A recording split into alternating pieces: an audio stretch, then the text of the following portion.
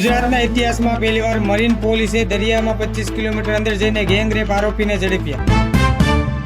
કચ્છથી જામનગર કતલખાને લઈ જતા 70 પાડા ભરેલા આઈસર રોકવાનો પ્રયાસ કરનાર ગોરક્ષકો પર વાહન ચડાવવાનો પ્રયાસ. દિલ્હીમાં હોમવર્ક ન કરવા બદલ શિક્ષકે વિદ્યાર્થીને જાનથી મારવાની ધમકી આપી. બોર્ડર પર તાલિબાન અને પાકિસ્તાનની સેના વચ્ચે વધ્યો તણાવ, થયો ભારે ગોળીબાર.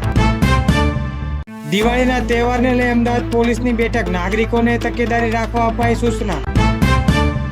વિસનગરમાં 14 વર્ષીય સગીરા પર સામૂહિક દુષ્કર્મના 5 આરોપીનું જાહેરમાં કાઢ્યું સર્કસ. બેંક ફ્રોડ કેસમાં ઈડીના દરોડામાં 3 કરોડ સોના હીરા જપ્ત, 10.95 કરોડના કૌભાંડનો પર્દાફાશ. પત્નીનો દગો સહન ન થતા પતિએ પત્નીને ગંભીર રીતે ઘાયલ કરીને પોતે ગળે ફાંસો ખાધો. જૂનાગઢમાં અસામાજિક તત્વો ગેરકાયદેસર બાંધકામ પર તંત્રનું બુલડોઝર ફેરવાયું. રાજસ્થાનમાં સગી માતાએ પોતાના 4 બાળકોને ઝેર આપી પોતે પણ જીવ આપી દીધો. એક ઘરમાંથી 5 મૃતદેહ મળ્યા. ટેકાના ભાવે માત્ર 70 મણ મગફળી ખરીદવાના નિર્ણય સામે કોંગ્રેસનો વિરોધ. 20 બાળકોના મૃત્યુ બાદ મોટી કાર્યવાહી. દિલ્હી સરકારે કોલિકફ સિરમનો વેચાણ પર પ્રતિબંધ મૂક્યો.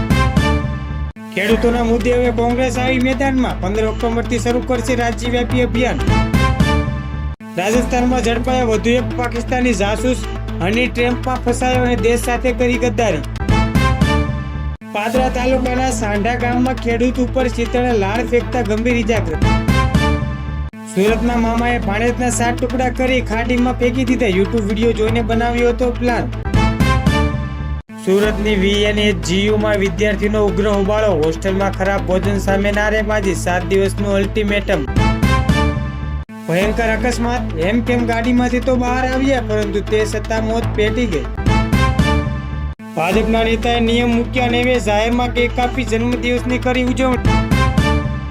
જામનગરમાં ઈદે મિલાદ જુલુસ દરમિયાન વિવાદિત પોસ્ટ કરી નારા લગાવનાર 7 શખ્સોની પોલીસે કરી ધરપકડ.